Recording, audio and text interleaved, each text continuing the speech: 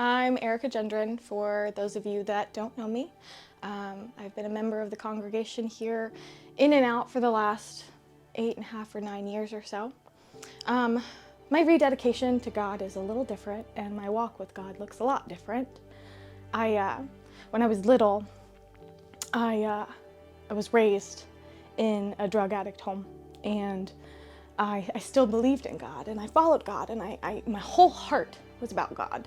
And I had that walk, and then there was a moment, much longer than a moment, but there was a moment where I left. It was right after my son turned 2. My son and I were baptized here when he was about 2 years old. And I left, and I started to get very deep into witchcraft and paganism and New Age spirituality. And I was very heavily involved in that. And I said rededication because at some point in time, I came back into Christ. Last year, I married someone that was not healthy for me. And he was super abusive. And he was verbally, mentally, emotionally, and physically. And I was living in this circle of what felt like dread and what felt like there was no hope or no ending. It was scary. And it came to a point where I was leaving him and I was moving away from him. And I was coming to pick up the last of my things. And I went into the garage and he followed me into that garage. He locked the door, he cut the power, and he said, "You won't leave here alive." I didn't know it at the time, but I found out later that there was a gun in that room with me.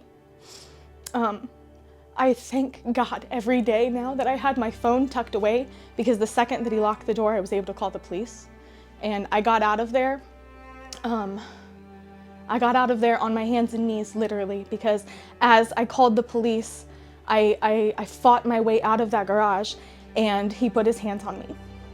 And at that time, I came back to the church. I came running back to God. I said, I have nothing left. There's nothing else, and I don't know what other direction to go. So I'm coming back to God.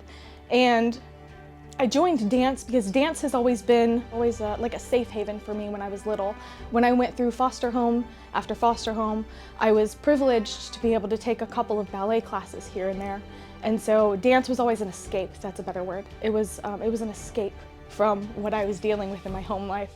And I came back to the church, and now I'm in the dance ministry here, and it's a freedom now, because dance is very choreographed. There's always a step after step, and it's always so perfect. So whenever I was little, I always had perfection and chaos, because everything else around me was always so crazy, but dance was step after step, so it was safe.